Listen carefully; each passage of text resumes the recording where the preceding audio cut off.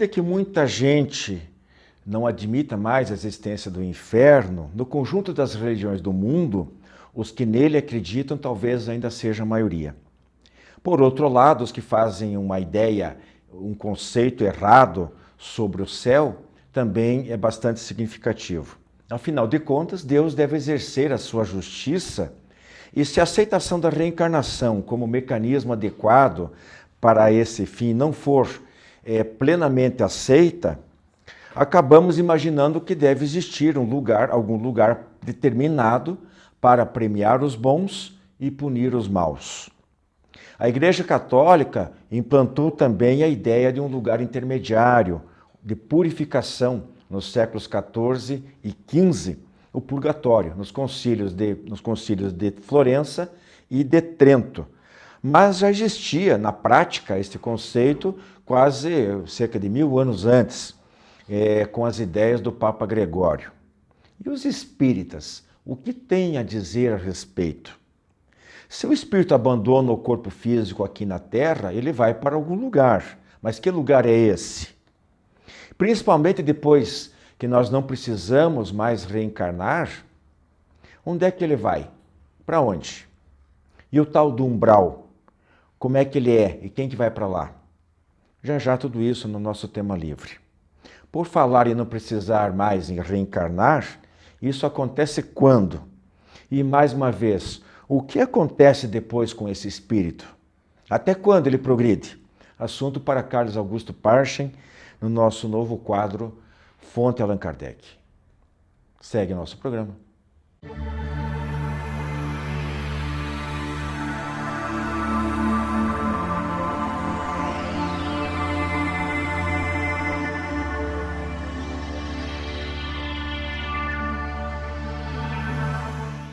Nós estamos falando hoje sobre céu e inferno. Parece a palavra inferno, uma palavra pesada e realmente soa assim, né? Mas vamos começar pelo outro lado. Vamos começar por Jesus, né? Segundo o Novo Testamento e o Evangelho segundo o Espiritismo, eu peguei algumas passagens que Jesus fala sobre o céu. Ele fala, por exemplo, no céu na própria prece de Pai Nosso. Pai Nosso que estás no céu. Quando se refere ao reino de Deus, quando ele diz que ajuda-te, que o céu te ajudará, quando ele fala das virtudes do céu, quando ele fala sobre as vozes do céu, no diálogo com Nicodemos ele fala sobre o céu e em muitas outras ocasiões. Rose e Andréia, onde está o céu? O que tem nele e como vivem as almas nesse lugar, se é que ele existe? Essa é uma ótima pergunta, né? Vamos achar os anjos para responderem. Começa, André. Tá bom. Bem, quando a gente olha o livro codificado por Kardec, Céu e Inferno, no capítulo de céu, ele começa discorrendo sobre o conceito de céu, a palavra latina, né, que vem do latim, e como se o céu fosse a abóboda, fosse o que está acima. Mas depois, em vários outros pontos, como você citou aqui, o céu, na verdade, que também é chamado Reino de Deus, em alguns livros, em alguns textos, em próprio Lucas, né? O céu, na verdade, seria esse reino interno, Deus dentro de nós, né? Quando a gente está de acordo com as leis divinas, quando nós estamos nessa vida, fazendo as nossas provações, passando pelas diversas expiações, mas aprendendo, né? Colocando em prática a nossa consciência do bem. Nossa conexão com Deus. A nossa conexão com Deus, exatamente. A gente pode também lembrar que a grande finalidade da encarnação é reunir pessoas diferentes. No plano espiritual, os espíritos desencarnados se unem por afinidade.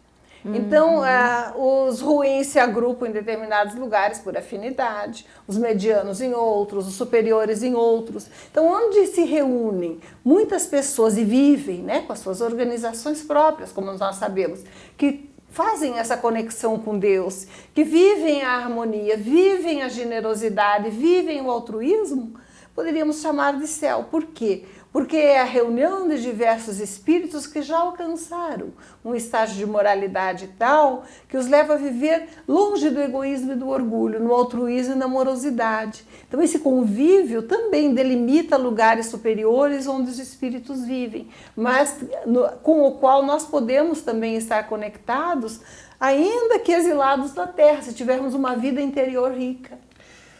Rosa Andréia, essas crenças de muitas outras religiões, respeitosamente aqui a gente se manifesta e a cita, né, a gente sempre coloca dessa maneira, mas que falam que o céu você até falou em anjos ali no comecinho, né?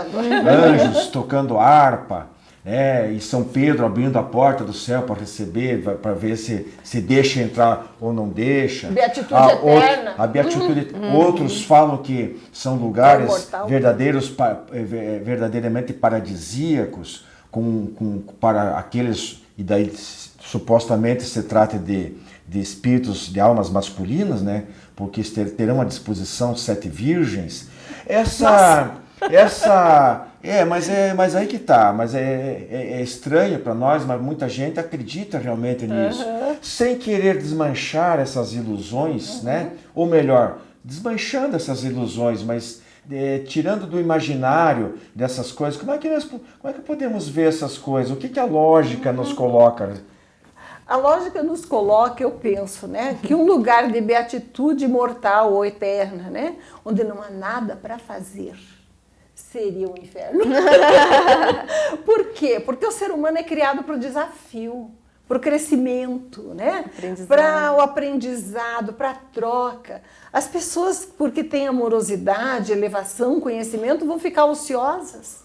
Tem lógica uma coisa dessa? Não tem. Não é compatível com a ideia que a gente faz de um Deus sábio, né? Inteligente. Então, se há desafio, se há crescimento, se há oportunidade de progresso, esses mundos espirituais superiores, né? Esses estágios de vida superiores, seriam pontos onde esses espíritos organizam o controle da própria vida na Terra, trabalham por nós, zelam por aqueles que são inferiores ainda, trabalham as grandes noções da arte, da filosofia, da ciência, que aos poucos alguns reencarnam e trazem, né, para a esfera humana nas suas pesquisas.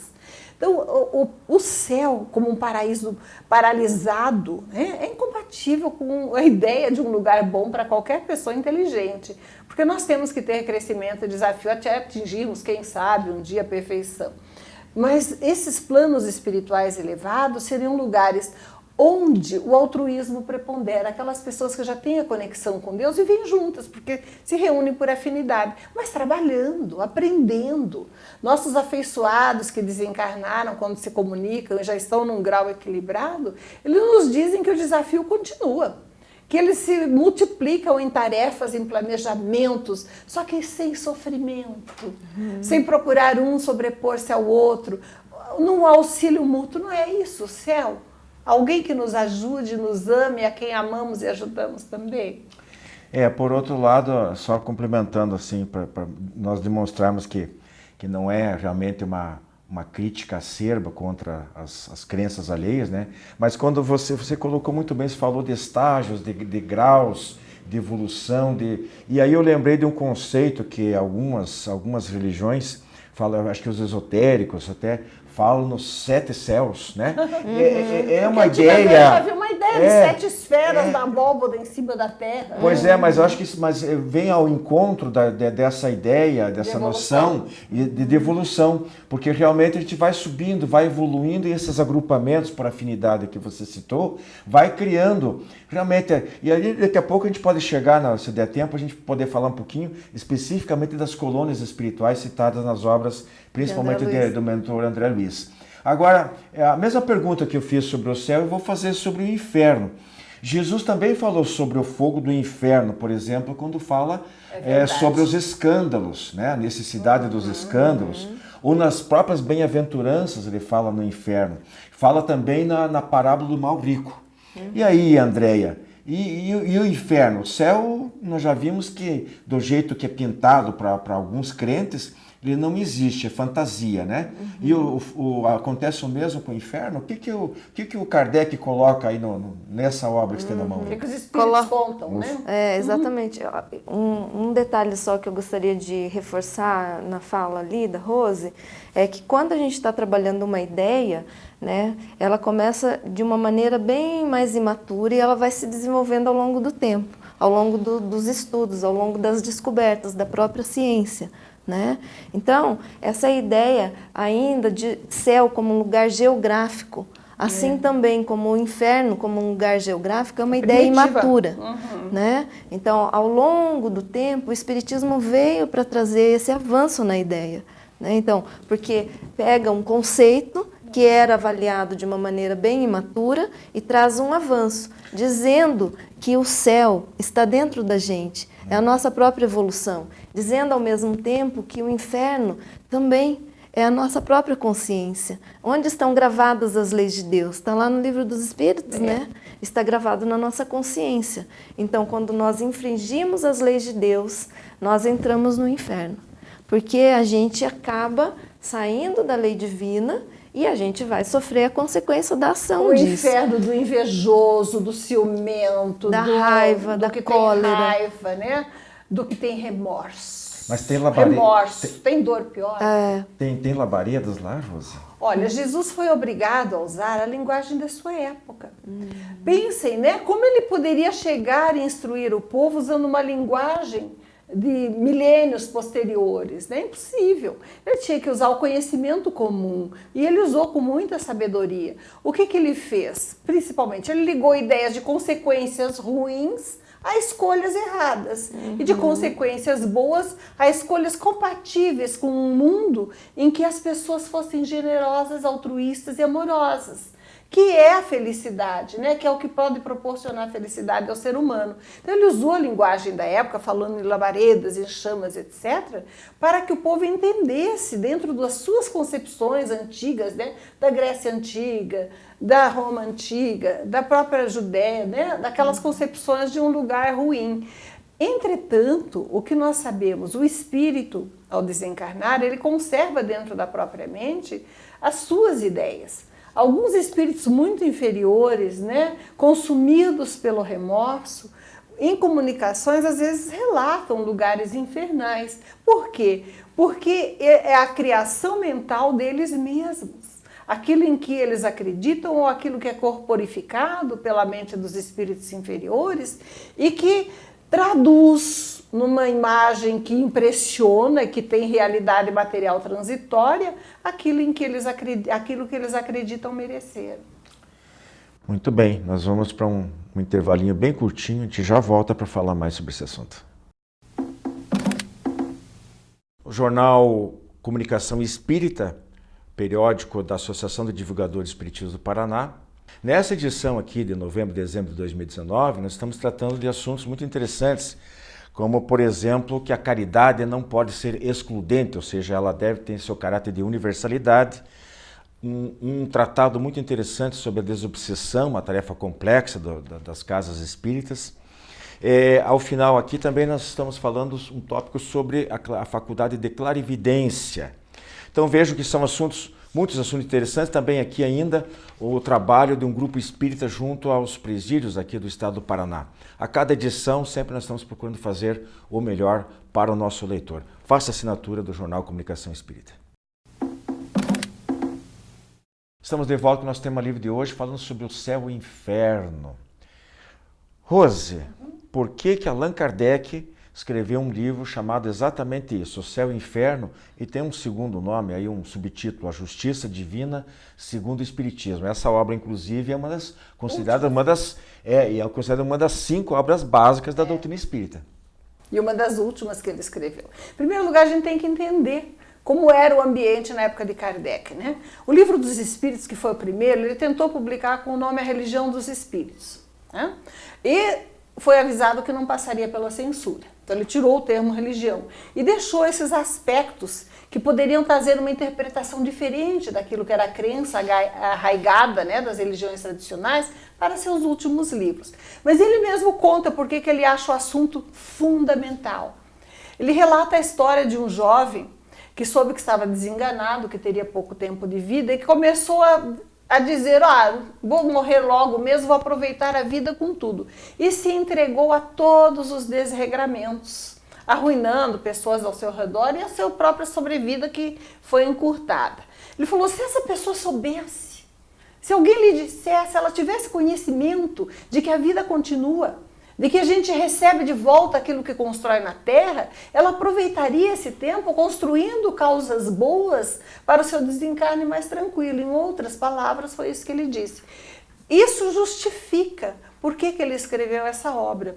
Para mostrar para todos nós, para demonstrar, tratar especificamente as consequências das nossas escolhas. Como é a transição da vida corporal para a vida espiritual. Que ambiente o espírito encontra após o desencarne. Que ele é reflexo das suas escolhas, do seu mundo interior, alimentado aqui na Terra.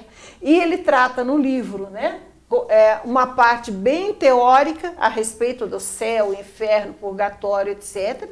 E depois o que ele faz para reforçar essa visão? Ele traz exemplos práticos, mostrando através das comunicações dos espíritos que tipo de sobrevida após a perda do corpo físico as pessoas encontraram, demonstrando mais uma vez que a Terra é um estágio transitório e que compensa não revidar o mal com o mal e construir o bem, porque o desencarne é muito mais tranquilo e as consequências são realmente luminosas.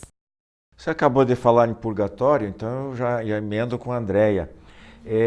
Há alguma relação, Andréia, do purgatório criado pela Igreja Católica lá no século XIV, nos séculos XIV e XV, mas na verdade com vigência o conceito já existia há cerca de 1000 anos lá antes, né? Com o Papa Gregório e tal. Essa ideia já está lá, mas foi criada depois, nem Jesus falou sobre isso aí. Mas de qualquer maneira, é considerado um estágio, um lugar de purificação. Não é nem vai para o inferno direto, nem vai para o céu direto. Passa por ali, daí purifica, de certo, vai para o céu. Uma vez que essas pessoas, essas crenças não admitem a reencarnação. Agora, a gente lendo sobre o purgatório, existe alguma semelhança com o chamado umbral, que o espírito de André Luiz, através da psicografia do Francisco Cândido Xavier, se refere tanto em suas obras, ou o purgatório seria a própria Terra? Pois é, como que o Kardec inicia esse parágrafo do purgatório no livro aqui, no Céu e Inferno? Ele diz assim, o Evangelho não faz nenhuma menção ao purgatório, né, o que você falou no início. Que não foi admitido pela Igreja senão no ano de 593. E é seguramente um dogma mais racional e mais conforme a justiça de Deus do que do inferno, uma vez que estabelece penas menos rigorosas e mais resgatáveis, né? Se há relação com o umbral, bem, se a gente for trabalhar a mesma noção que nós estávamos falando sobre que o céu não é um lugar geográfico, que o inferno não se trata de um lugar geográfico, também o purgatório não se trata de um lugar geográfico, né? Nós estamos aqui nesse planeta de expiação e provas para evoluirmos, para adquirirmos qualidades morais e intelectuais, né? Então, de certa forma, a nossa expiação seria como um purgatório. Mas a Igreja usou esse termo purgatório porque, a exemplo da lei humana, o purgatório seria algo menos rigoroso do que o inferno. Tirando uma proveito, colônia penal. Seria. Tirando proveito disso, é bom que se frise, né? Para cobrar as indulgências. Exato. Né? Que nasceu daí, a cobrança das indulgências foi uma maneira de enriquecer a igreja. Né? Agora, eu diria que foi uma forma inteligente de não lidar com o extremo, que seria você fez um crime e você está condenado para o resto da vida. Como se Deus fosse criar alguém para uma condenação eterna, né? Que Deus seria esse? Isso. Só que, como nós falamos anteriormente, uma ideia imatura ainda, né? Mas o umbral, que seriam colônias espirituais, poderiam, uma região, né, até fora das colônias, a gente não tem tempo hábil para adentrar muito aí. Mas me bate essa curiosidade, Rose. Você acha que tem alguma conotação aí do umbral, que é uma zona de sofrimento, pela qual passa, dizem os espíritos, muitos dos que partem aqui da Terra, antes de reencarnar, por exemplo, ou antes de ir para o nosso lar, para ficar claro para o nosso... Nós temos inúmeras pessoas, né? Homero, Virgílio, Fenelon no Telêmaco, Dante nas suas visões, que perceberam as realidades do mundo espiritual, traduziram com a linguagem da época, né? E de acordo até com as suas próprias crenças. Mas eles perceberam a realidade espiritual. As descrições do chamado purgatório, zonas intermediárias, são descrições de lugares, embora não geográficos, né? Mas de reuniões, de encontros de espíritos endividados ainda, que estão transitoriamente ali, como transitório também é o chamado inferno, que não existe como um lugar permanente, né? E em que os espíritos se demoram até que consigam ser socorridos e ascenderem. Se a pessoa passa a vida inteira preocupada em comer, beber, né, gozar a vida, tirar vantagem na sua profissão, não se dedica com suficiente afinco aos cuidados da família, ela não tem condições de ascender para um lugar superior de imediato. Ela tem resquícios daquilo que ela alimentou durante 60, 80 anos de existência. Mas ela não está condenada, como ninguém está. Todos, né? Todos foram criados para serem salvos, estão salvos. Foram criados para o progresso, para a alegria, para a bem-aventurança que vão adquirir com o próprio esforço. Então eles desencarnam, eles ficam reunidos com todos aqueles do mesmo estágio. Mentalmente se unem. Seria o padrão de pensamento. Padrão de pensamento os une. E vão ali depurar esses resquícios daquilo que alimentaram durante toda a sua existência. Os grandes visionários, né, enxergaram essas reuniões e descreveram, né, com a linguagem colorida da época. Mas são pontos transitórios. O mal é transitório. O bem é permanente. André, nós temos pouquinho tempo. Queria que você falasse especificamente sobre a segunda parte da obra O Céu e o Inferno aí. Dos testemunhos de vários... Por favor, como é que... Bem, o Kardec, ele sempre foi muito didático e conciso na descrição do que os espíritos transmitiam, né? Através dos diversos relatos colhidos e uma severidade com a metodologia, de como ele colocou isso no papel, né? Então, a concisão, a proximidade com a exatidão. Então, na segunda parte do livro, ele segue isso. O que é a parte mais didática? É trazer o exemplo. Claro. Então, o exemplo da vida prática, que é aquele indivíduo que se suicidou. Aí ele traz gente de todo tipo, todo tipo. Pessoas boas, caridosas, suicidas, homicidas, de todo tipo, vários testemunhos pessoais, né? Exato. Muitos deles identificados. Muitos deles identificados, às vezes era de notícia de jornal e tal, que era invocado na sociedade para dar o seu testemunho, né? Bom, infelizmente o nosso tempo está esgotado do tema livre, nós temos aí na sequência o nosso... Convidamos as pessoas a lerem o livro, né? É muito interessante, principalmente na parte primeira é a parte teórica mesmo, de céu, inferno e purgatório. Na segunda parte são os testemunhos, as mensagens aqueles que já espíritos. Morreram. Exatamente. E os exemplos. Fonte de Allan Kardec na sequência. Visite nosso canal no YouTube e confira nosso acervo de programas, debates, entrevistas, o diálogo aberto na visão espírita. Programa Diálogo Espírita, ADEPR no YouTube.